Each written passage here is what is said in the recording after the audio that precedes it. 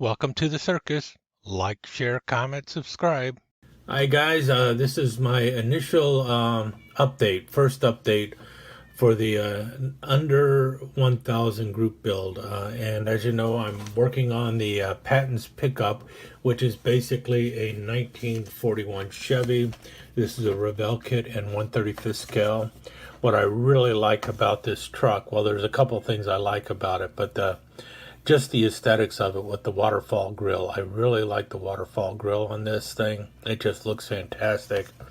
But the thing is this vehicle, well, this was, I think this is the 3/4 ton version of the truck. Might be the half-ton version of the truck.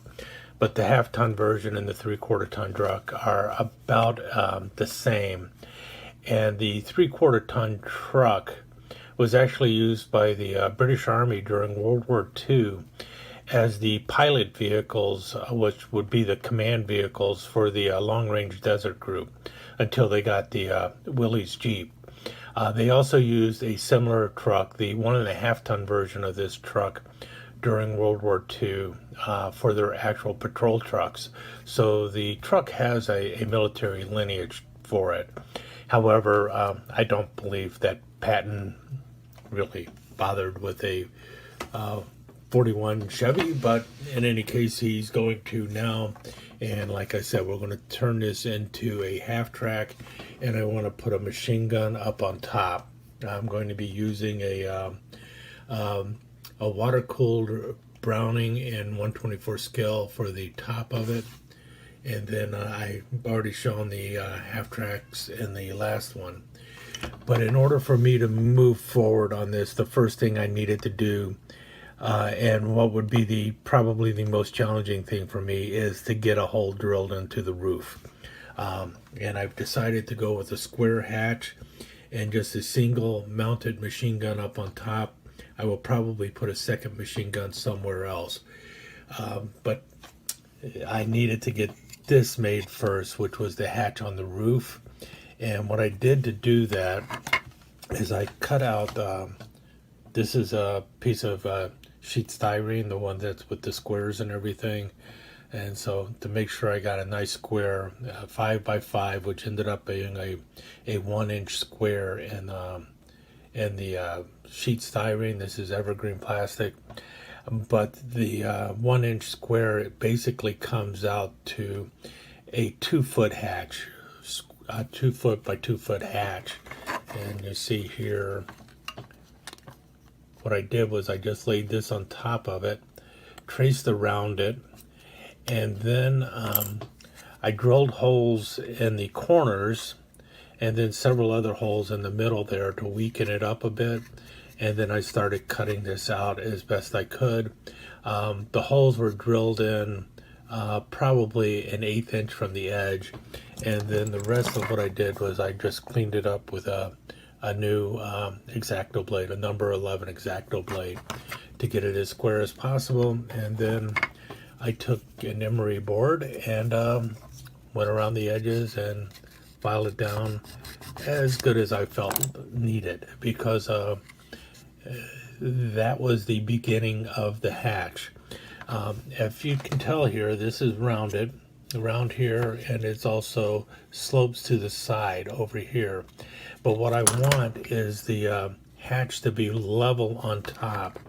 And so what I'm going to do is I'm going to go around the edges of this with an evergreen strip all the way around, and then make it flat, straight across. So it's going to be nice and flat on top.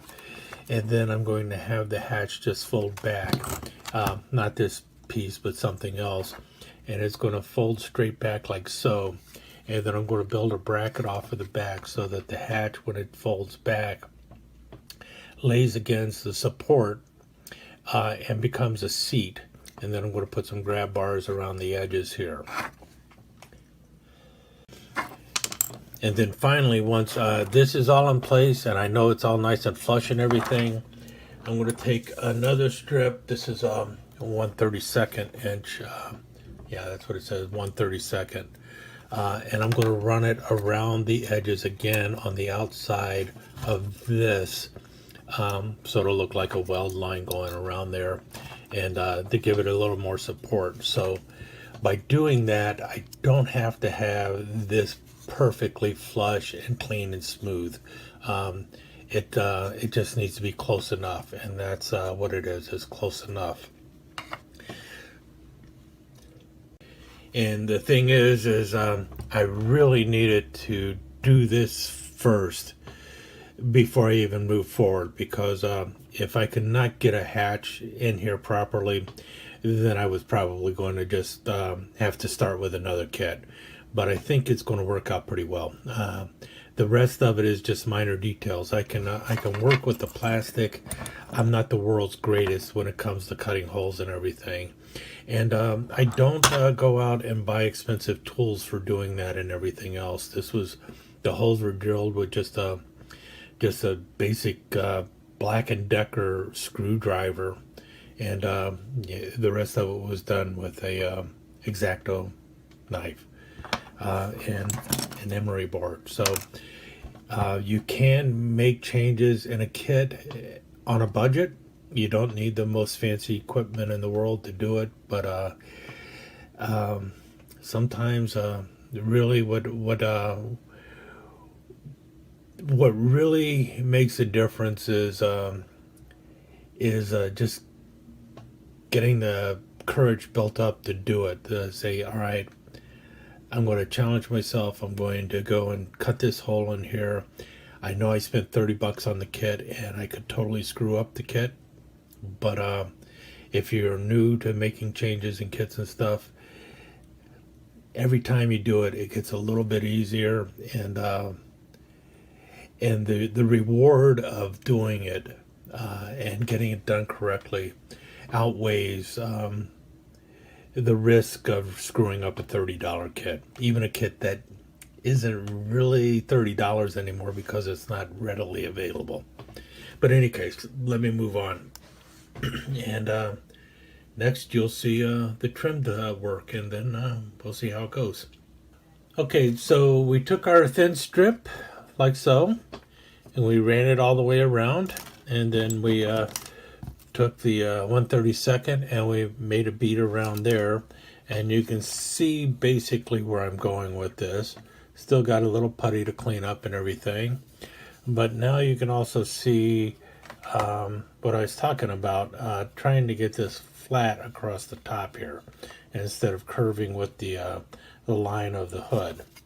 And if you notice, this corner back here,